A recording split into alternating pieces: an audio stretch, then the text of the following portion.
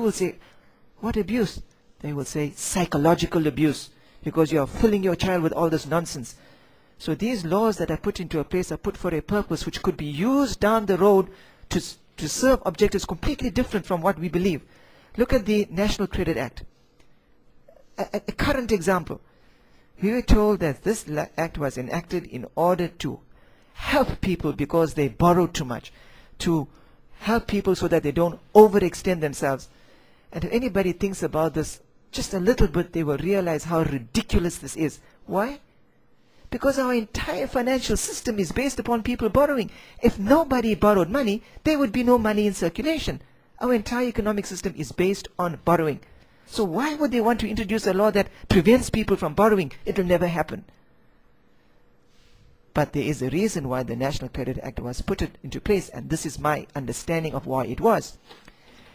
There are a large number of people that moonlight, who besides holding a fixed job, will also go and do other work, and they will not declare this income. So when they borrow money for their homes, for their bonds, for their motor cars, they can use their entire declared salary to pay towards that bond, and they can get the maximum bond possible because they are taking care of their affairs with their money which they have not declared. But with the National Credit Act, from your declared income, you have to allocate money for your food and your clothing, etc., which makes your available money to pay towards borrowing much less. So in order to qualify for the kind of loan you truly qualify, the individuals have to declare the full income. So the National Credit Act was put about, I believe, in order to cut down another loophole in tax collection. It's got nothing to do with saving people and helping people. You will never find a law that is passed for the benefit of people. If a law is passed, it's there for some other reason. Look for it and you will find it. We get back to the question of religion and the law. Does religion have a place in our current legal system? And I'm going to use the analogy of a sandwich. Some of you may take your sandwiches seriously. Some of you may really take your sandwiches seriously. But whatever your sandwich is like, it has various components. It's got the bread, the salami, the cheese, etc. Those are all the components of the salad. And when we say, does religion have a role, we want to know, in this political sandwich, does religion have a slot that it can fill into? And my answer is a conclusive no. Because the principles that God has given us is totally contrary to everything the current political system stands for. And I will elaborate on this in our next chapter that's coming up.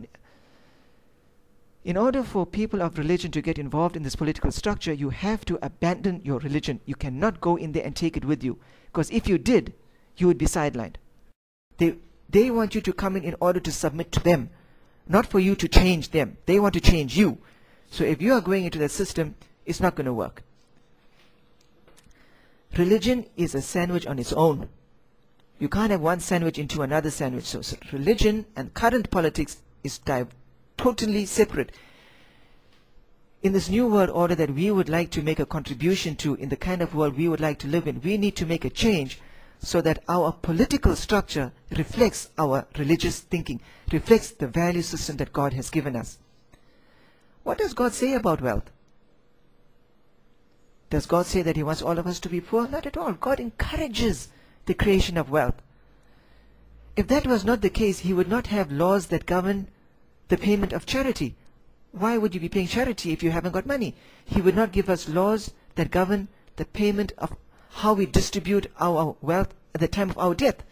How will that wealth be distributed? He would not give us those laws if we were not meant to accumulate wealth. When it comes to the payment of zakah, we are told that you don't pay it at the beginning, you pay it at the end of a year.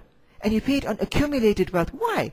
Because God wants us to use that wealth to create more wealth, not to eat into your capital.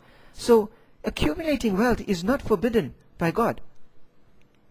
But in the current distorted system, accumulation of wealth is harmful. Because in this current system, the amount of wealth that is in the society is fixed. And those who have become competent at accumulating wealth invariably apportion to themselves a bigger portion of the pie, so that there are more people who are falling short of their payments, more people running into debt. The current system accentuates the discrepancy between the rich and the poor. And we need to change that so that our wealth accumulation results in an improvement. The whole society and everybody benefits. This is the basic aspect of law and religion. And I hope I have covered enough of the basic points to help us understand how the law has been corrupted, how the governing system has been corrupted, and how we need to work very, very carefully in the present time to bring about a change and to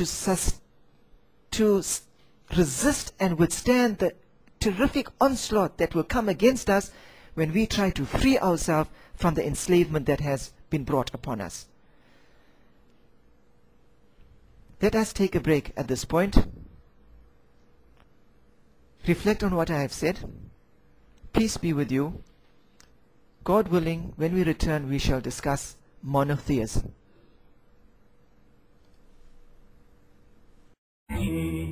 شيشان يا أرض الأسود تجلتي فالنصر يستجدى من الرحمن حسبوا السحابة نزعة لجيوشهم كلا فتلك عراهن الشجعان